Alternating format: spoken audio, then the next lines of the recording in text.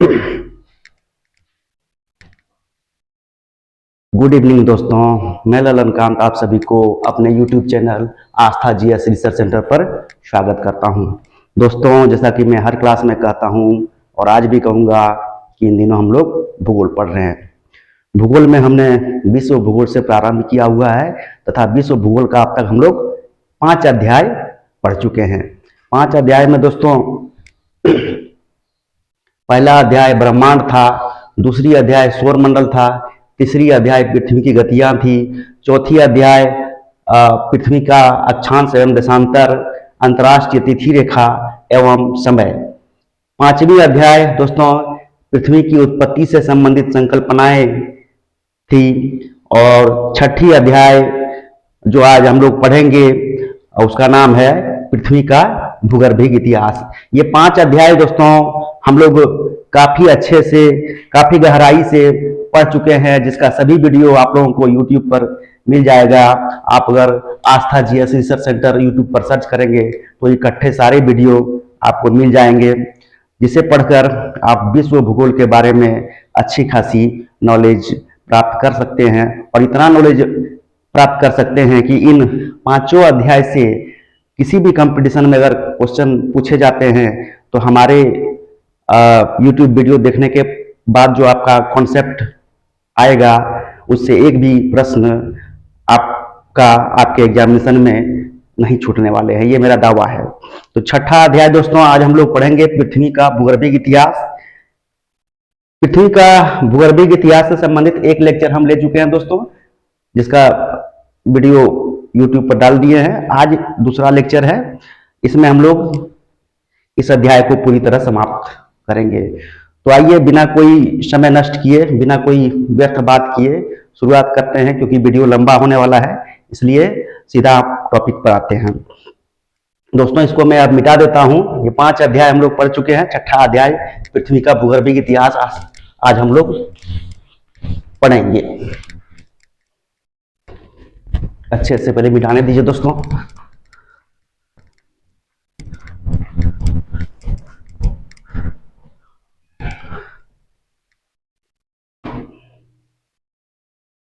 दोस्तों ये है टॉपिक पृथ्वी का भूगर्भिक इतिहास। आइए तो शुरुआत करते हैं। पृथ्वी के भूगर्भिक इतिहास के अंतर्गत पृथ्वी के निर्माण से लेकर आज तक बदलावों का अध्ययन करते हैं।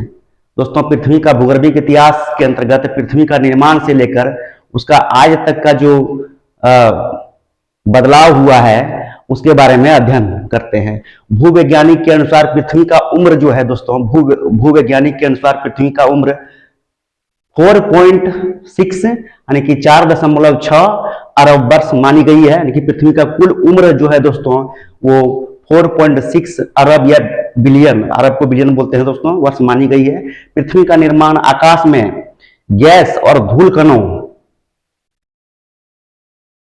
नेबुला से हुआ है। गैस और धूल कणों से बना नेबुला से हुआ। नेबुला जो होता है दोस्तों आकाशीय पिंड, तारे और ग्रहों का निर्माण का फैक्ट्री माना गया है नेबुला को, उसी से जो है पृथ्वी का भी निर्माण हुआ है। गुरुत्वाकर्षण के कारण नेबुला के कण आपस में टकराए और एक बड़े पिंड का निर्माण किया, जिसे आज हम पृथ्वी के नाम से जानते हैं। तो ये वो दोस्तों पृथ्वी का निर्माण इसी प्रकार से हुआ था, गैस और धूल कणों से हुआ है। और गैस और धूल कण एकत्रित करके पहले नेबुला का निर्माण किया। उसके बाद नेबुला में जितने ये कण थे, गैस और ये धूल कणों के कण आपस में टकराए गुरुत्वाकर्षण के कारण और टकराकर एक बड़े पिंड का निर्माण किया, जिसे आज हम लोग पृथ्वी के नाम से जानते हैं। और इसी पृथ्वी पर आज हम लोग रहते भी हैं, इसलिए इसके बारे में गहन जानकारी होना हम लोगों के लिए बहुत आवश्यक है। पृथ्वी का भूगर्भिक इतिहास। उल्का पिंडों एवं चंद्रमा के चट्टानों के नमूनों से यह स्पष्ट होता है कि हमारी पृथ्वी की आयु 4.6 अरब वर्ष है। ये पहले भी पढ़े दोस्तों, हमारी पृथ्वी की आयु जो है 4.6 अरब वर्ष, कुल इसकी आयु दोस्तों 4.6 अरब वर्ष है। उल्का पिंडों एवं चंद्रमा के चट्टानों के नमूनों से यह स्पष्ट होता है। पृथ्वी के सबसे प्राचीन चट्टानों के नमूनों से उसका रेडियो परीक्षण के बाद यह पता चला है कि पृथ्वी 3.9 अरब वर्ष पुरानी है। मतलब रेडियो परीक्षण के रेडियो धर्मी परीक्षण से, रेडियो एक्टिव परीक्षण से यह पता चला है कि पृथ्वी 3.9 अरब वर्ष पुरानी है। मतलब पृथ्वी की आयु, कुल आयु 4.6 अरब वर्ष है और 3.9 अरब वर्ष ये हो चुकी है। और मतलब कितना बचा, 0.7 अरब वर्ष इसकी आयु बची हुई है। 0.7 अरब वर्ष इसकी आयु बची हुई है। दोस्तों यहां से देखिए, पृथ्वी की कुल आयु 4.6 अरब वर्ष है और इतनी वर्ष पुरानी है, 3.9 अरब वर्ष पुरानी है। यानी कि कुल आयु दोस्तों 4.6 अरब वर्ष निर्धारित है पृथ्वी की आयु, जिसमें से पृथ्वी का उम्र अब तक जो है 3.9 अरब वर्ष हो चुकी है और 0.7, मतलब इस हिसाब से 0.7 अरब वर्ष बची हुई है। पीरे, क्यूरी और रदरफोर्ड ने भी रेडियो सक्रियता के आधार पर ही पृथ्वी की आयु 2 से 3 अरब वर्ष अनुमानित किया था। पृथ्वी के भूगर्भिक इतिहास का सर्वप्रथम व्याख्या का प्रयास जो किया था दोस्तों, वो फ्रांसीसी वैज्ञानिक थे कास्ते द बफन ने किया था। इन्होंने ही दोस्तों पृथ्वी की उत्पत्ति से संबंधित संकल्पनाएं जो है के बारे में पहला वैज्ञानिक प्रयास इन्होंने ही किया था। काफी पढ़े लिखे वैज्ञानिक थे और पृथ्वी के उत्पत्ति से संबंधित उल्का ये पुच्छल तारा परिकल्पना कास्ते द बफन द्वारा दिया गया है। तो ये पृथ्वी का भूगर्भिक इतिहास भी इन्होंने ही दिया है, जिसका नाम कास्ते द बफन है। ये फ्रांसीसी वैज्ञानिक थे और एक भूगर्भ शास्त्री भी थे। वर्तमान में पृथ्वी के इतिहास को निम्नलिखित कालखंडों में विभाजित किया गया है। वर्तमान में दोस्तों जो पृथ्वी का इतिहास है उसे 3 कालखंडों में इस प्रकार विभाजित किया गया है। पहला है महाकल्प, इसे एरा बोला गया, इंग्लिश में इसको एरा बोलते हैं। यह सामान्यतः सबसे बड़ा कालखंड होता है। दूसरा है युग, इसे इपॉच बोलते हैं, इपॉच। महाकल्पों को युगों में बांटा गया, महाकल्पों को दोस्तों युगों में बांटा गया है। और यह तीसरा होता है शक या कल्प, युगों को शकों में बांटा गया या कल्पों में बांटा गया है। प्रत्येक युग को छोटे छोटे शकों या कल्पों में विभाजित किया गया है। प्रत्येक शक या कल्प की कालावधि निर्धारित की गई है। मतलब दोस्तों महाकल्पों को युगों में बांटा गया है, युगों को शकों या कल्पों में बांटा गया है।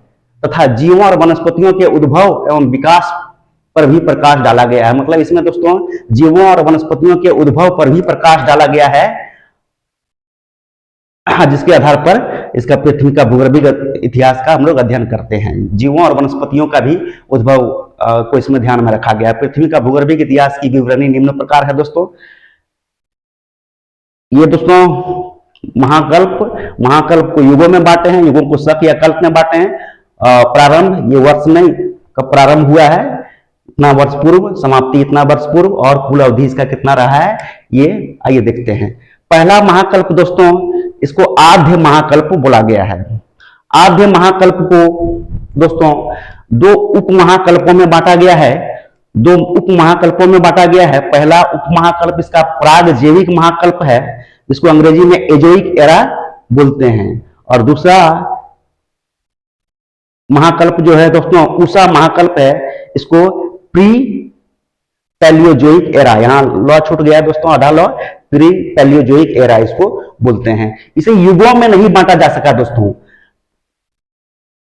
मतलब ये आद्य महाकल्प को अंग्रेजी में इसको प्रोटो एरा बोलते हैं, इसको युगों में नहीं बांटा गया है, क्योंकि इस प्राग जैविक महाकल्प और ये उषा महाकल्प में पूर्णतः जीवाश्मों का अभाव था, इसलिए इसे युगों में स्थान नहीं दिया गया। किसी प्रकार का जीव लगभग ना के बराबर इस काल में आद्य महाकल्प में थे, इसलिए इसे युगों में स्थान नहीं दिया गया है। लेकिन शक में इसको स्थान दिया गया है।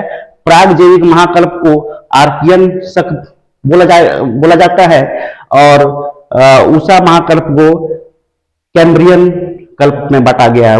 उषा महाकल्प को अंग्रेजी में प्री पैलियोजोइक एरा बोला गया है। आर्कियन कल्प जो है दोस्तों, ये 800 मिलियन वर्ष पहले शुरू हुआ था और 700 मिलियन वर्ष पहले खत्म हो गया था। इसकी कुल अवधि 100 मिलियन वर्ष थी। प्री कैम्ब्रियन दोस्तों, प्री कैम्ब्रियन शक जो है या कल्प, प्री कैम्ब्रियन शक या कल्प 700 मिलियन वर्ष पहले शुरू हुआ था और 600 मिलियन वर्ष पहले खत्म हो गया था, इसकी भी कुल अवधि 100 मिलियन की है। तो ये दोस्तों पहला महाकल्प जो है आद्य महाकल्प या प्रोटो एरा है, इसके बारे में पढ़े। अब आइए दूसरा महाकल्प के बारे में देखते हैं। दूसरा महाकल्प है दोस्तों पैलियोजोइक एरा। इसे पुराजीवी महाकल्प बोलते हैं हिंदी में। इसे यहीं से प्रथम युग की आरंभ होती है, मतलब जीवों का जीवाश्मों का अस्तित्व यहां से आ गया था, इसलिए दूसरा महाकल्प को प्रथम युग बोला गया है। इसे 6 शकों या कल्पों में बांटा गया है, जिसमें पहला है कैम्ब्रियन, दूसरा है ऑर्डोविशियन, तीसरा है सिल्यूरियन, चौथा है डियोनियन, पांचवा है कार्बोनिफेरस और छठा है पर्मियन। पहला जो कैम्ब्रियन शक है दोस्तों, यह 600 मिलियन वर्ष पहले शुरू हुआ था और 500 मिलियन वर्ष पहले खत्म हो गया था। इसकी कालावधि 100 मिलियन की है। दूसरा है डी ऑर्डोविशियन, ये 500 मिलियन वर्ष पहले शुरू हुआ था और 440 मिलियन वर्ष पहले खत्म हो गया था। इसकी कालावधि दोस्तों 60 मिलियन वर्ष की है। तीसरा है सिल्यूरियन कल्प या शक, ये 440 मिलियन वर्ष पहले शुरू हुआ था और 400 मिलियन वर्ष पहले समाप्त हो गया। इसकी कालावधि 40 मिलियन की मानी गई है। चौथा है दोस्तों डियोनियन कल्प, यह 400 मिलियन वर्ष पहले शुरू हुआ था और 350 मिलियन वर्ष पहले समाप्त हो गया था। इसकी कालावधि 50 मिलियन की मानी गई है। पांचवा है दोस्तों कार्बोनिफेरस एरा, कार्बोनिफेरस कल्प या शक। इसकी शुरुआती काल जो माना गया है दोस्तों 350 मिलियन वर्ष पहले प्रारंभ माना गया है और 270 मिलियन वर्ष पहले इसकी समाप्ति मानी गई है। 80 मिलियन इसकी कालावधि है। छठा है दोस्तों पर्मियन शक, यह 270 मिलियन वर्ष पहले शुरू हुआ था और 225 मिलियन वर्ष पहले समाप्त हो गया था। इसकी कालावधि 45 मिलियन है। तीसरा जो महाकल्प है दोस्तों वो है मेसोजोइक एरा, इसको मध्यजीवी महाकल्प बोला गया है और इसे द्वितीयक युग बोला गया है। तीसरा महाकल्प मेसोजोइक एरा या मध्यजीवी महाकल्प को द्वितीयक युग बोला गया है। इसे 3 शकों या कल्पों में बांटा गया है। पहला है ट्रियाटिक शक, दूसरा है जुरासिक शक और तीसरा है क्रीटेशियस शक। ट्रियाटिक शक जो है दोस्तों 225 मिलियन वर्ष पहले शुरू हुआ था और 180 मिलियन वर्ष पहले समाप्त हो गया। इसकी कालावधि 45 मिलियन वर्ष मानी गई है। दूसरा है दोस्तों जुरासिक एरा, जुरासिक कल्प या जुरासिक शक, जुरासिक कल्प या जुरासिक शक। इसी का कल्प में दोस्तों भयानक जीव डायनासोर हुआ करता था। इसकी प्रारंभ जो है दोस्तों इस शक या कल्प की प्रारंभ 180 मिलियन वर्ष पहले हुई थी और 135 मिलियन वर्ष पहले समाप्त हो गई थी। इसकी कुल कालावधि 45 मिलियन वर्ष मानी गई है। ये द्वितीय युग का तीसरा जो शक या कल्प है दोस्तों उसे क्रीटेशियस शक बोला गया है। वह 135 मिलियन वर्ष पहले शुरू हुआ था और 70 मिलियन वर्ष पहले समाप्त हो गया था। इसकी कुल कालावधि 65 मिलियन वर्ष की मानी गई है। तो ये 3 महाकल्प के बारे में पढ़ चुके हैं अब तक हम लोग। चौथा जो महाकल्प है दोस्तों उसे सेनोजोइक एरा बोला गया है तथा इसे तृतीयक युग बोला गया है। हिंदी में सेनोजोइक एरा को नवजीवी महाकल्प बोलते हैं। इसे 5 शकों या कल्पों में विभाजित किया गया है। पहला है पैलियोसिन, दूसरा है इयोसिन, तीसरा है ओलिगोसिन, चौथा है मायोसिन और पांचवा है प्लायोसिन। पहला जो शक है दोस्तों पैलियोसिन, यह 70 मिलियन वर्ष पहले शुरू हुआ था और 60 मिलियन वर्ष पहले समाप्त हो गया था तथा 10 मिलियन इसकी कुल कालावधि मानी गई है। दूसरा शक है दोस्तों इयोसिन, तृतीयक युग का दूसरा शक इयोसिन है। यह 60 मिलियन वर्ष पहले शुरू हुआ था और 40 मिलियन वर्ष पहले समाप्त हो गया था। इसकी कुल कालावधि 20 मिलियन वर्ष की मानी जाती है। तीसरा शक है दोस्तों ओलिगोसिन, यह 40 मिलियन वर्ष पहले शुरू हुआ था और 25 मिलियन वर्ष पहले समाप्त हो गया था। इसकी कुल कालावधि 15 मिलियन वर्ष तक मानी जाती है। चौथा शक है दोस्तों मायोसिन, यह 25 मिलियन वर्ष पहले शुरू हुआ था और 11 मिलियन वर्ष पहले समाप्त हो गया था। इसकी कुल कालावधि 14 मिलियन वर्ष तक मानी जाती है। पांचवा जो शक है दोस्तों उसे प्लायोसिन शक बोलते हैं। यह 11 मिलियन वर्ष पहले शुरू हुआ था और 1 मिलियन वर्ष पहले समाप्त हो गया था। इसकी कुल कालावधि 10 मिलियन वर्ष की मानी गई है। अब दोस्तों पांचवा महाकल्प जो है उसे नियोजोइक एरा बोलते हैं, नूतन महाकल्प हिंदी में। ऐसे चतुर्थक युग बोला गया है। इसे दो शकों या कल्पों में बांटा गया है। पहला शक है प्लीस्टोसिन शक और दूसरा है होलोसिन शक। प्लीस्टोसिन शक दोस्तों 1 मिलियन वर्ष पहले शुरू हुआ था और 10,000 मिलियन वर्ष पहले 10,000 वर्ष पहले समाप्त हो गया था। इसकी कुल कालावधि 9,90,000 वर्ष मानी गई है। 9,90,000 वर्ष मानी गई है दोस्तों। 1 मिलियन में यहां लिख दिए दोस्तों, 1 मिलियन में 10 लाख वर्ष होते हैं। 1 मिलियन वर्ष बराबर 10 लाख वर्ष होता है। दूसरा चतुर्थ युग का दूसरा जो शक है दोस्तों वो है होलोसिन शक। वह 10,000 वर्ष पहले शुरू हुआ था और ये जीरो वर्तमान में तक ये चल रहा है। इसकी कुल कालावधि है 10,000 साल और अब तक जो है ये होलोसिन ही चल रहा है। तो ये था दोस्तों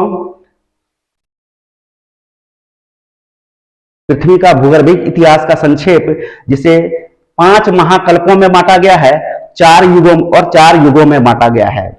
आइए अब प्रत्येक महाकल्प को उसके युग सहित और सभी शकों का बारी बारी से वर्णन करते हुए अध्ययन करते हैं। पहला दोस्तों जो है महाकल्प वो है आद्य महाकल्प। इसे हम लोग अंग्रेजी में प्रोटो एरा बोलते हैं। यह 2 उप महाकल्पों में इसको बांटा गया है।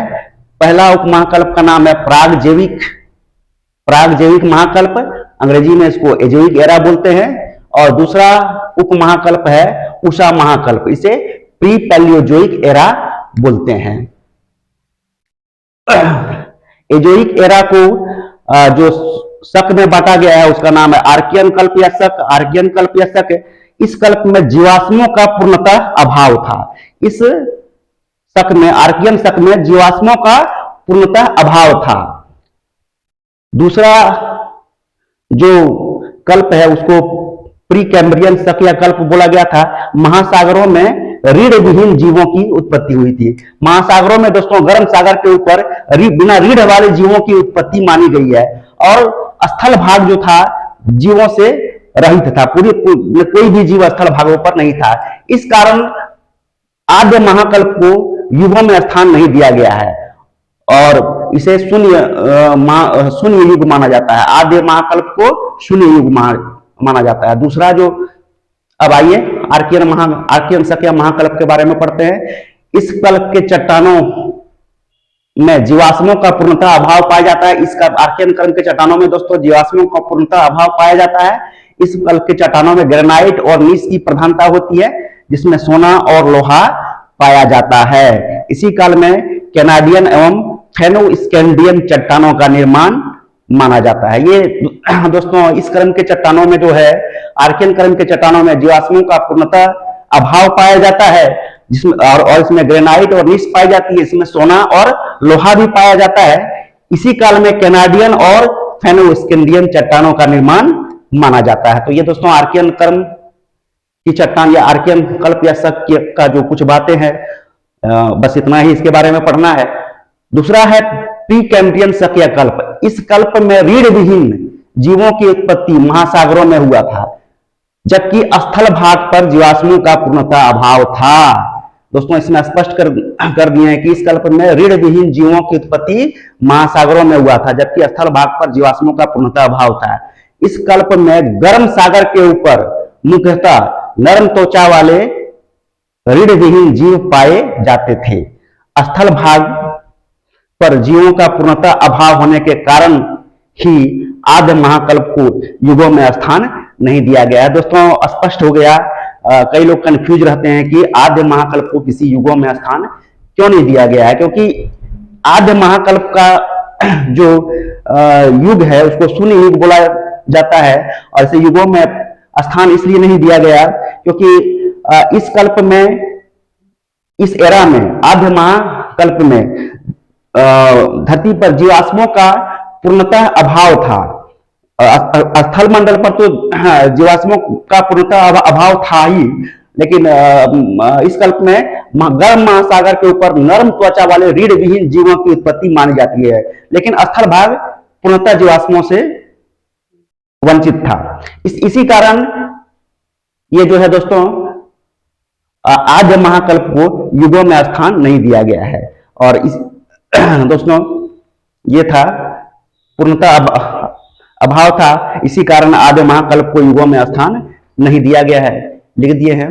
दूसरा जो महाकल्प है दोस्तों यह है पैलियोजोइक एरा, इसे पुराजीवी महाकल्प बोला गया। दूसरा महाकल्प को प्रथम युग बोला जाता है। इसे 6 शकों में बांटा गया, जिसमें कैम्ब्रियन कल्प है, ऑर्डोविशियन कल्प है, सिल्यूरियन कल्प है, डिवोनियन कल्प है, कार्बोनिफेरस कल्प है और पर्मियन कल्प है। इसकी व्याख्या दोस्तों कब शुरू हुआ, कब समाप्त हुआ, कुल अवधि के बारे में हम पहले कर चुके हैं, लेकिन फिर भी हम लिख दिए हैं। एक बार आप लोग पढ़िएगा तो पूरा क्लियर हो जाएगा, इसको दोबारा दोहराने की हमें जरूरत नहीं है। आइए अब सभी 6 शक के बारे में व्याख्या करते हैं। यह है दोस्तों, फिर सजा दिए हैं पुराजीवी महाकल्प या पैलियोजोइक एरा का 6 जो कल्प या शक हैं, इस प्रकार हैं। पहला आइए अध्ययन करते हैं कैम्ब्रियन कल्प। इस कल्प में पहली बार स्थल भागों पर समुद्रों का अतिक्रमण हुआ था। कैम्ब्रियन कल्प में दोस्तों पहली बार जो समुद्र जो था उसका अतिक्रमण स्थल भागों पर हुआ था। प्राचीनतम अवसादी सेलों का निर्माण कैम्ब्रियन कल्प में हुआ था। प्राचीनतम अवसादी सेल जो है दोस्तों वो कैम्ब्रियन कल्प में ही निर्मित हुए थे। भारत में विंध्यन पर्वतक्रम का निर्माण, भारत का जो विंध्यन पर्वतक्रम है दोस्तों वह कैम्ब्रियन क्रम में ही हुआ था, कैम्ब्रियन कल्प या शक में ही हुआ था। पृथ्वी पर इसी कल्प में सर्वप्रथम वनस्पति एवं बिना रीढ़ की हड्डी वाले जीव समुद्र में उत्पत्ति हुआ था। पृथ्वी पर दोस्तों इसी कल्प में, यानी कि किसमें, कैम्ब्रियन कल्प में वनस्पति और बिना रीढ़ की हड्डी वाले जीव की उत्पत्ति हुई थी, और वो भी स्थल भागों पर नहीं हुई थी, समुद्र में हुई थी। दूसरा है दोस्तों ऑर्डोविशियन कल्प। इस कल्प में समुद्र के विस्तार से उत्तरी अमेरिका का आधा भाग डूब गया था। इस ऑर्डोविशियन कल्प में तो दोस्तों ऑर्डोविशियन कल्प में क्या हुआ, समुद्र का विस्तार हो रहा था, जिस कारण जो है उत्तरी अमेरिका का आधा भाग डूब गया, जबकि पूर्वी अमेरिका टेक्टोनियन पर्वत निर्माणकारी गतिविधियों से प्रभावित हुआ था। इस कल्प में वनस्पतियों का विस्तार हुआ एवं समुद्र में वनस्पतियों का विस्तार हुआ था एवं समुद्र में रेंगने वाले जीव उत्पन्न हुआ, जबकि स्थल भाग अभी भी जीवों से रहित था, अभी भी जीव रहित था। मतलब ऑर्डोविशियन कल्प में जो है कुछ जीव समुद्र में रेंगने वाले जीव उत्पन्न हुए थे, लेकिन स्थल भाग अभी भी जीवों से वंचित था। तीसरा जो कल्प है दोस्तों उसे सिल्यूरियन कल्प बोला जाता है। इस कल्प में सभी महाद्वीप पृथ्वी के कैलिडोनियन हलचल से प्रभावित हुआ था। एक हलचल हुआ था दोस्तों जिसका नाम कैलिडोनियन हलचल नाम रखा गया था, वो हलचल सिल्यूरियन कल्प में हुआ था, और पृथ्वी का सभी महाद्वीप कैलिडोनियन हलचल से प्रभावित हुआ था। इसी कल्प में सर्वप्रथम रीढ़ वाले जीवों का उत्पत्ति समुद्र में हुआ था। सिल्यूरियन कल्प में रीढ़ वाले जीवों की उत्पत्ति समुद्र में हुआ था। इसी कल्प में समुद्रों में मछली की उत्पत्ति हुई थी। इस कल्प में रीढ़ वाले जीवों का विस्तार हुआ, इस कारण सिल्यूरियन कल्प को रीढ़ वाले जीवों का काल कहा जाता है। सिल्यूरियन कल्प को दोस्तों रीढ़ वाले जीवों का उत्पत्ति हुआ और विस्तार भी हुआ, इस कारण सिल्यूरियन कल्प को रीढ़ वाले जीवों का काल कहा जाता है। इस कल्प में प्रवाल जीवों का विस्तार हुआ। प्रवाल एक जीव होते हैं जो समुद्र में ही पाए जाते हैं, उसका भी विस्तार सिल्यूरियन कल्प में हुआ था। इस काल में पहली बार स्थल भाग पर पौधे का उद्भव हुआ था। सिल्यूरियन कल्प में ही दोस्तों पहली बार पौधों का उद्भव स्थल पर हुआ था तथा ये पौधे पर्णविहीन थे, मतलब बिना पत्ते वाले पौधे थे दोस्तों। सिल्यूरियन कल्प में पहली बार पौधों की उत्पत्ति स्थल पर हुई थी जो बिना पत्ते के थे। पर्णविहीन मतलब दोस्तों बिना पत्ते के होते हैं, जो ऑस्ट्रेलिया में उत्पन्न हुए थे, और ये भी दोस्तों ऑस्ट्रेलिया में उत्पन्न हुए थे। स्थल भाग पर पहली बार सिल्यूरियन कल्प में पौधों की उत्पत्ति हुई थी जो बिना पत्तों के थे तथा ये ऑस्ट्रेलिया में उत्पन्न हुए थे। यह कल्प यानी कि ये सिल्यूरियन कल्प व्यापक कैलिडोनियन हलचल वाला कल्प था, मतलब कैलिडोनियन हलचल अभी भी चल रहा था, और सबसे अधिक व्यापक कैलिडोनियन, सबसे अधिक कैलिडोनियन हलचल सिल्यूरियन कल्प में हुआ था तथा इसी काल में स्कैंडिनेविया एवं स्कॉटलैंड में पर्वतों का निर्माण हुआ था। इसी काल में दोस्तों स्कैंडिनेविया और स्कॉटलैंड में पर्वतों का निर्माण माना जाता है। चौथा जो कल्प है दोस्तों वो डिवोनियन कल्प है। इस कल्प में व्यापक कैलिडोनियन हलचल के परिणाम स्वरूप, व्यापक कैलिडोनियन जो हलचल हुआ था सिल्यूरियन में हुआ, इसका परिणाम दोस्तों डिवोनियन कल्प में आके हुआ था। इस कल्प में व्यापक कैलिडोनियन हलचल के परिणाम स्वरूप सभी महाद्वीपों पर ऊंची ऊंची पर्वतों का निर्माण हुआ था। डिवोनियन कल्प में दोस्तों व्यापक कैलिडोनियन हलचल के परिणाम स्वरूप सभी महाद्वीपों पर ऊंची ऊंची पर्वतों का निर्माण हुआ था,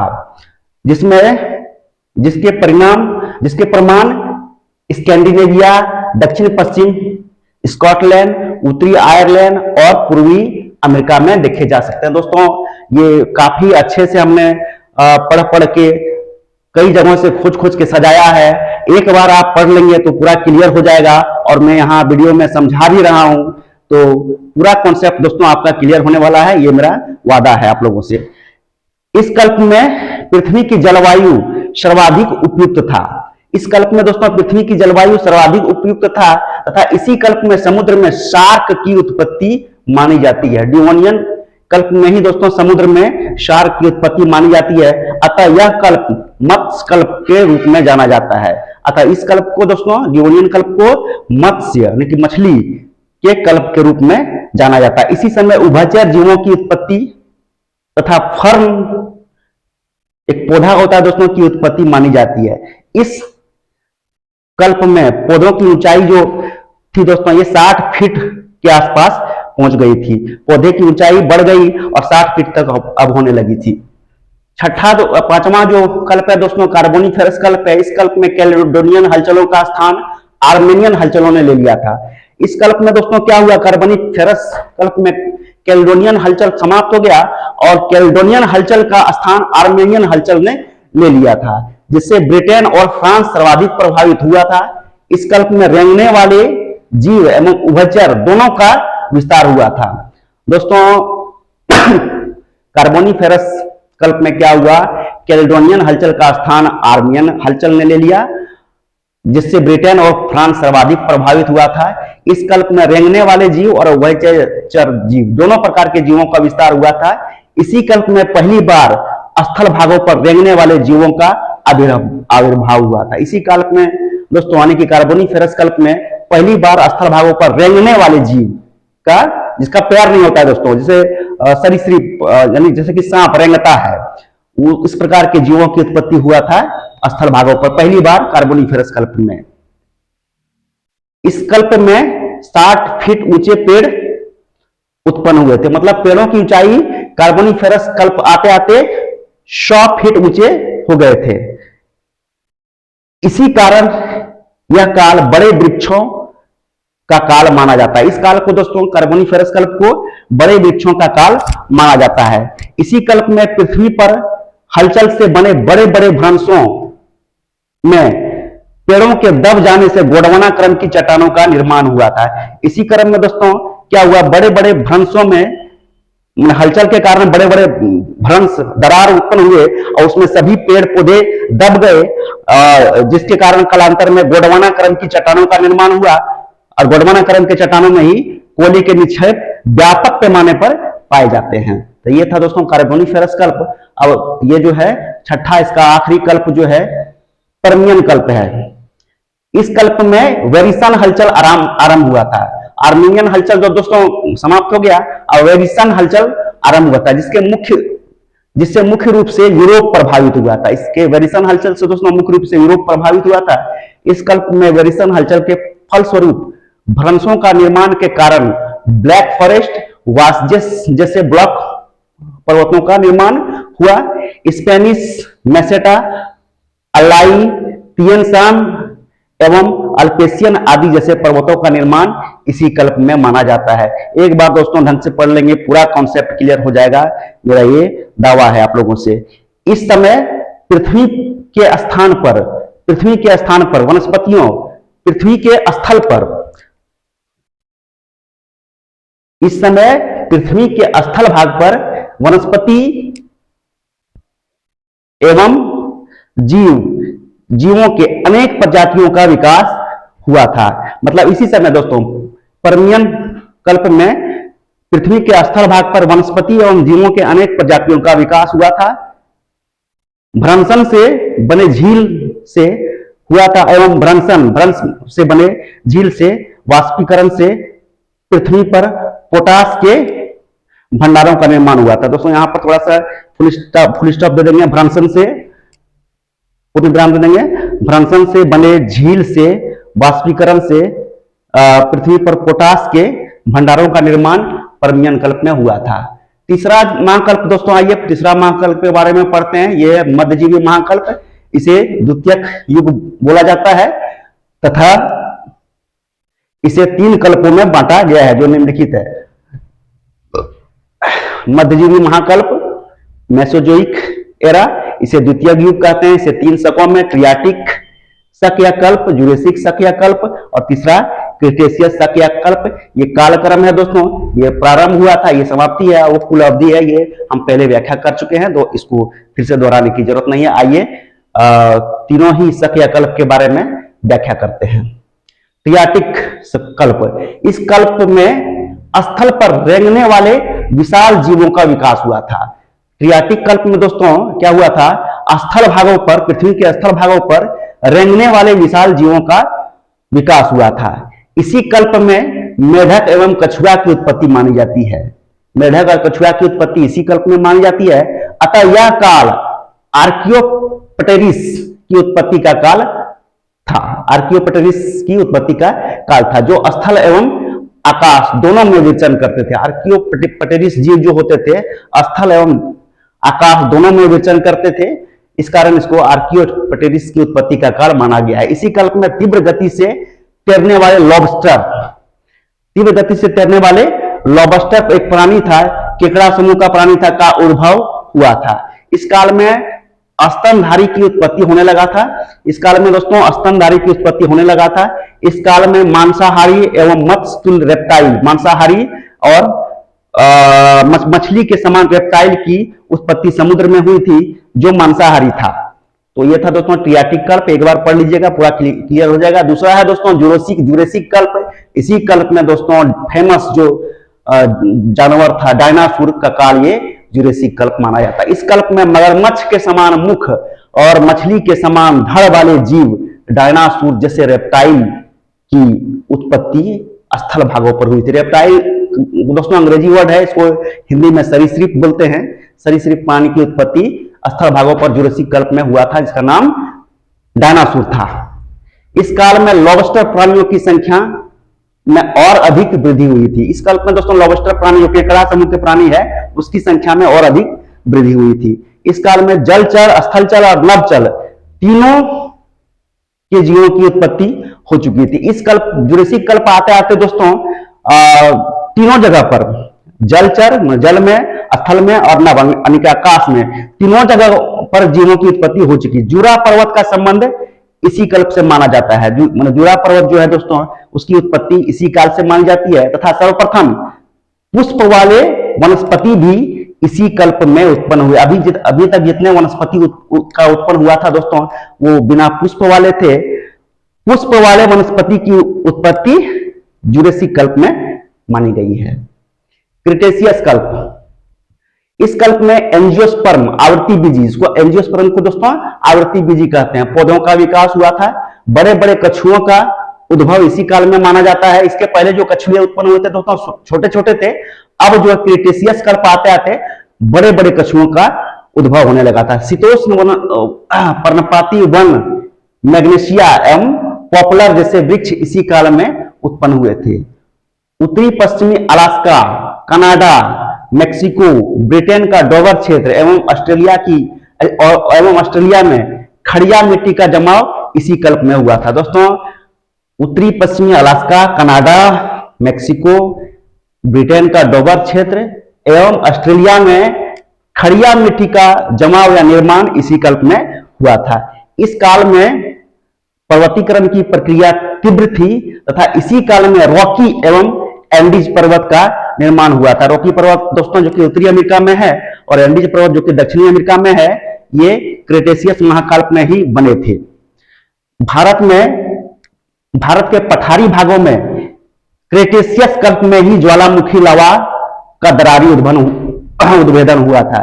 दोस्तों, क्रेटेशियस कल्प में क्या हुआ था, भारत का पठारी भाग जो प्रायद्वीपीय पठार हम लोग बोलते हैं, प्रायद्वीपीय भारत बोलते हैं, में ज्वालामुखी लावा का दरारी उद्भेदन हुआ था, जिससे दक्कन ट्रैप यानी कि दक्कन का पठार जिसको बोलते हैं हम लोग, दक्कन ट्रैप का निर्माण हुआ और इसी से काली मिट्टी का भी निर्माण हुआ था। दोस्तों, चौथा जो महाकल्प है उसका नाम है नवजीवी महाकल्प। इसे सेनोजोइक एरा बोला गया है तथा इसे युगों में तृतीयक युग माना गया है।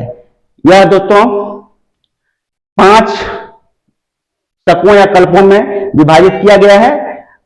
पहला है पैलियोसीन कल्प, दूसरा है इयोसीन कल्प, तीसरा है ओलिगोसीन कल्प, चौथा है मायोसीन कल्प और पांचवा है प्लायोसीन कल्प।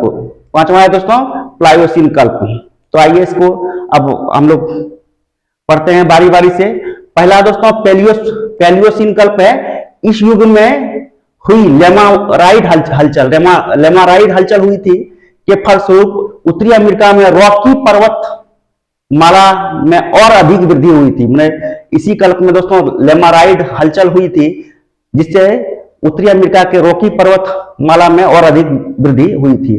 स्थल भाग पर स्तनपाइयों का विस्तार हुआ एवं इसी कल्प में सर्वप्रथम स्तनपाई जीव पुच्छहीन बंदरों का पुच्छहीन बंदर दोस्तों का आविर्भाव पैलियोसीन कल्प में पहली बार माना जाता है। दूसरा जो कल्प है दोस्तों इयोसीन कल्प है।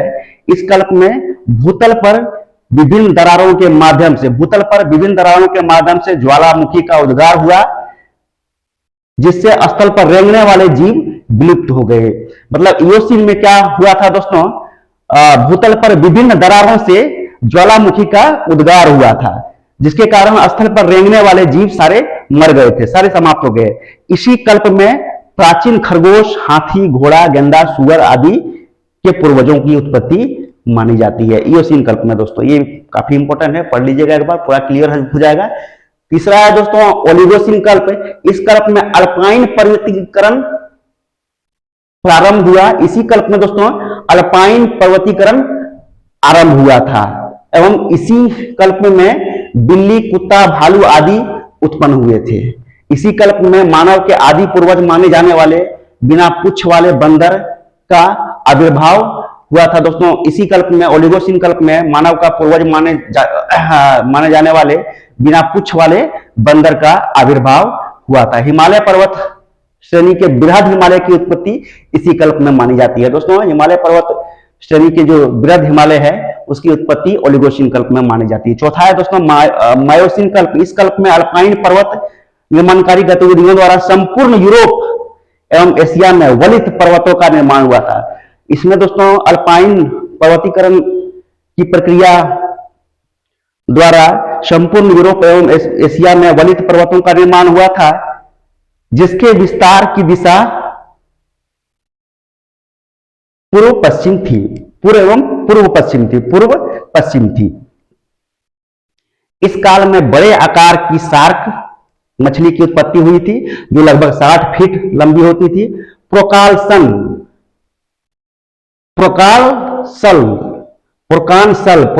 एक पुच्छहीन बंदर होता था। इसकी भी उत्पत्ति इसी कल्प में मानी जाती है। जल पक्षी यानी हंस और बतख की उत्पत्ति मायोसीन कल्प में मानी जाती है।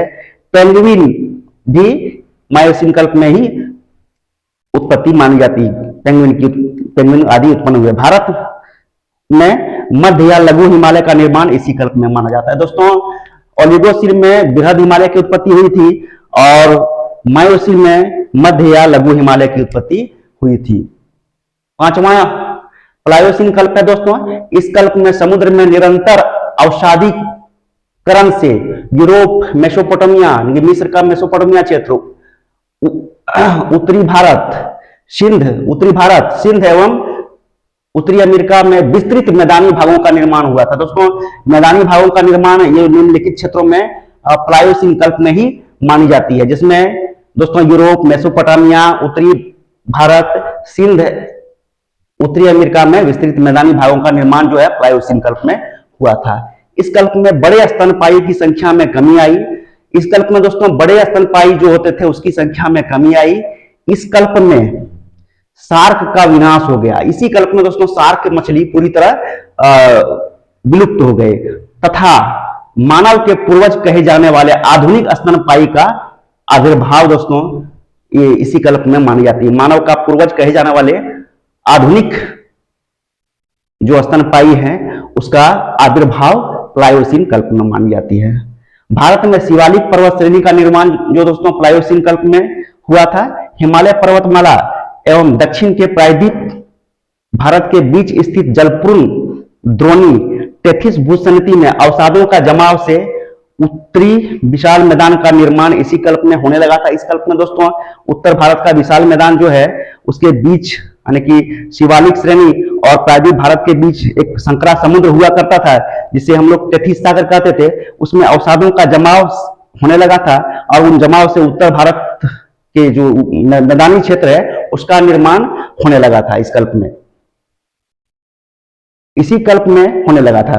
सागरीय जीव जंतु एवं वनस्पतियों का वर्तमान स्वरूप इस कल्प में स्पष्ट। दोस्तों अभी जो सागरीय जीव जंतु और वनस्पति का रूप देखते हैं वो स्पष्ट रूप से इस कल्प में विकसित हो चुके थे। मतलब आज का जो जीव जंतु एवं वनस्पति का रूप जो है वो इसी कल्प में स्पष्ट हुआ था, प्लायोसीन कल्प में स्पष्ट हुआ था। पांचवा जो महाकल्प है दोस्तों ये नूतन महाकल्प है। इसे नियोजोइक एरा बोला जाता है। ऐसे युगों में चतुर्थ युग बोला जाता है।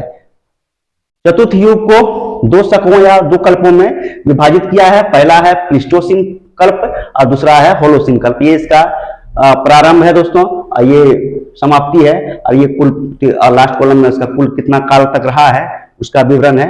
आइए पहला जो शक है प्लीस्टोसीन कल्प उसके बारे में पढ़ते हैं। इस कल्प में सबसे बड़ी विशेषता भूतल पर हिम चादर की स्थिति थी।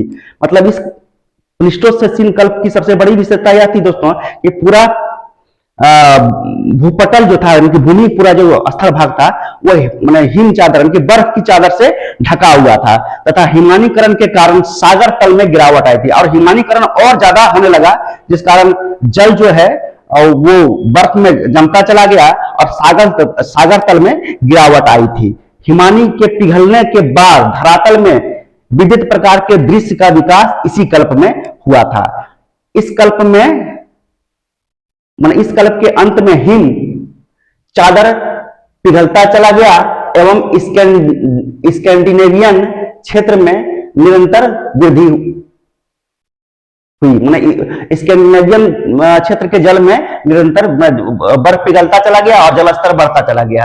पृथ्वी पर उड़ने वाले पक्षियों का विकास प्लीस्टोसीन कल्प में ही माना जाता है। पृथ्वी पर दोस्तों उड़ने वाले पक्षियों का विकास जो है दोस्तों वो प्लीस्टोसीन कल्प में ही माना जाता है। होमोसेपियंस जो मानव के पूर्वज माने जाते हैं एवं अन्य जीवों का वर्तमान स्वरूप इसी काल में विकसित हुआ था। होमोसेपियंस का विकास दोस्तों इसी कल्प में प्लीस्टोसीन कल्प में हुआ था एवं अन्य जीवों का वर्तमान स्वरूप इसी काल में विकसित हुआ था।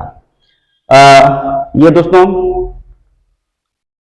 नूतन महाकल्प यानी कि चतुर्थ युग का जो दूसरा शक या कल्प है उसको होलोसीन कल्प बोलते हैं। इस कल्प की मुख्य विशेषता थी तापमान में वृद्धि होना जिस कारण धरातल पर हिम की समाप्ति हो गई।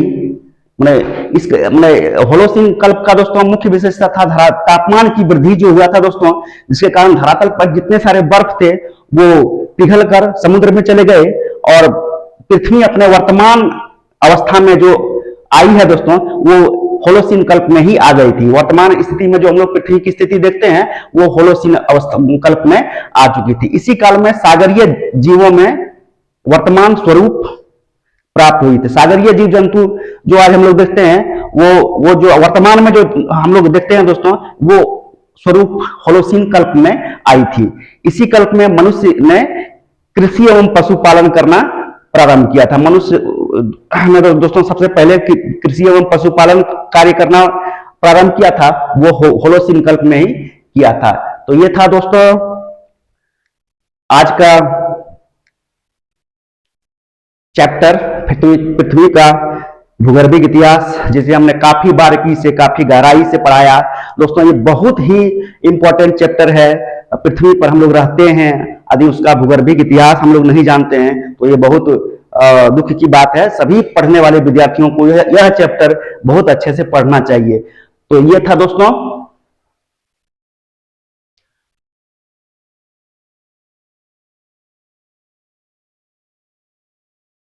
आज का जो अध्याय था पृथ्वी का भूगर्भिक इतिहास, जिसे हमने काफी गहराई से पढ़ाया। पृथ्वी के भूगर्भिक इतिहास को 5 महाकल्पों एवं 4 युगों में बांटा गया है। क्यों 5 महाकल्पों में और क्यों 4 युगों में बांटा गया, जिसकी व्याख्या हम लोग कर चुके हैं। पहली महाकल्प जो आद्य महाकल्प है, उसे युगों में स्थान नहीं दिया गया है, क्योंकि उस महाकल्प में जीवों का पूर्णतः अभाव था। इस कारण उसे युगों में स्थान नहीं दिया गया था। थोड़ी बहुत जो है लास्ट में जीव उत्पन्न हुए थे, वो भी समुद्र में, वो बिना रीढ़ वाले जीव हुए थे।